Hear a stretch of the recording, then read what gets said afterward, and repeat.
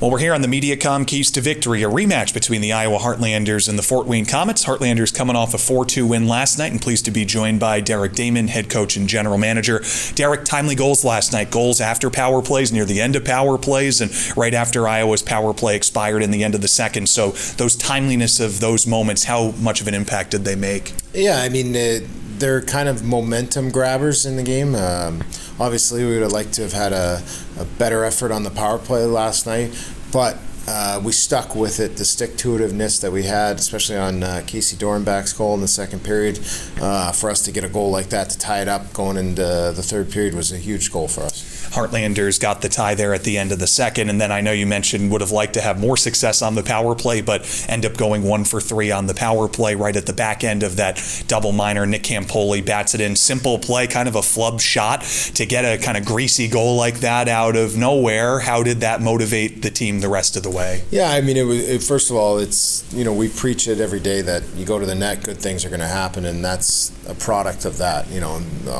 Nick's just getting to the net, getting to the blue paint, and puck bounces off his chest and in the back of the net, and it gives us a 3-2 lead, which, that gave us a little bit of confidence, when it was pretty mundane last night. It seemed like there was both teams were fighting it a little bit, and for us to get that lead in the third period, it was huge for us, especially after giving up a 2-goal lead last weekend against Toledo.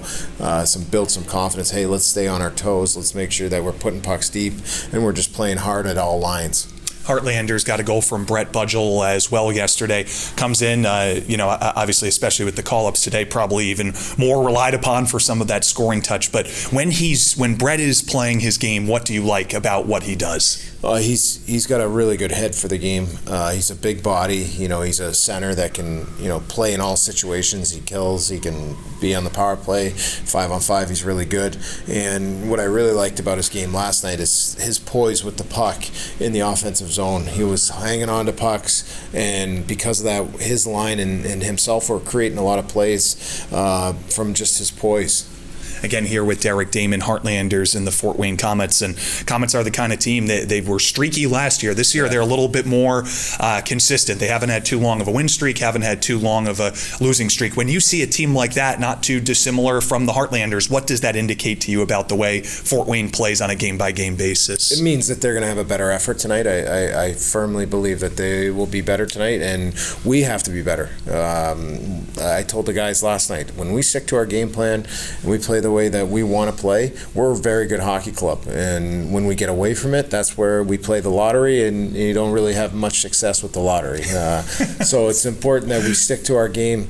We've got to be hard on the forecheck. We're going to make sure that we're hard defensively, closing time and space, and that we give our goalie an opportunity to make the saves. And when we do that, we have success. Derek, thanks again. Appreciate a few minutes. Thanks, David. Have a good one. You as well. We'll be right back after this. Heartlanders pregame show concludes, and it's game time on the Iowa Heartlanders Broadcast Network.